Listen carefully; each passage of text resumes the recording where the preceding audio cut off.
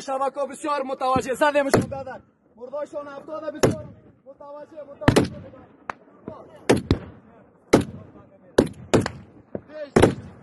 سنگو مشنوی شبکه بسیار نورمال من زدمش بدارم یک تاش 70 زخمی نمانه دیگه بدن رکیر تا نخورن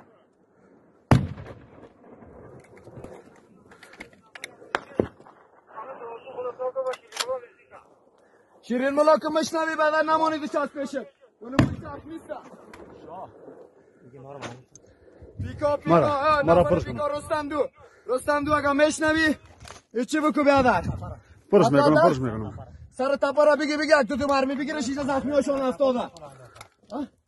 گریختم برو ما پرش میکنم دیگه شنیدم نزدیک سعی کنه که او را بعد بگیرش فهمیدی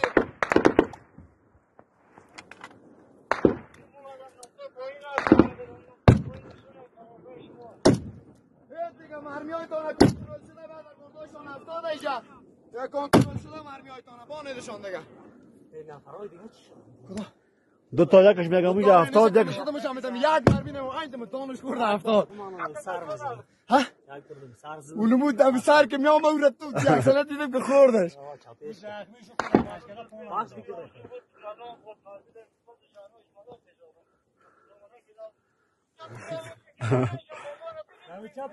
لا جگرتان جان بار خطا نشه بدر بسیار خونسرد خونیدشون که به سر مردای خودم دیگر در از نگیره یک دقیقه تو بسیار نرمال قماندان ما شارژر زیر پر کنم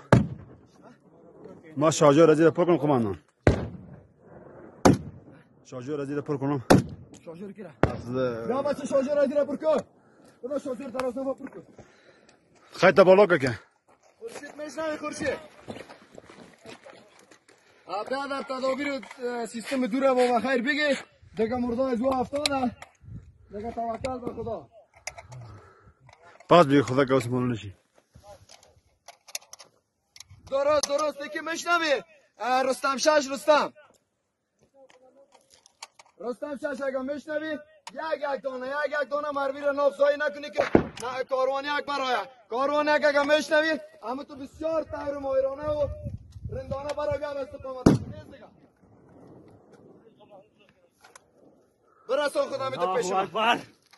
الله اکبر رستم یک میشنوی رستم یک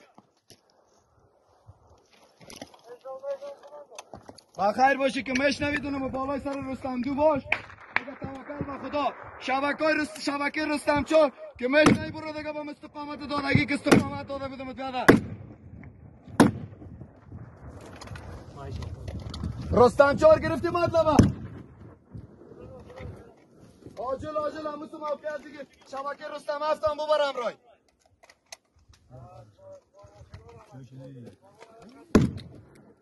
با کماندان برو کارون بیاد استقامت ما روانشان میکنم اون موقعیت دور محکم که به امر خدا شبکه هم میشنوه مرمی را به جای کار نکنه عتیق میزند عتیق شناسایی کده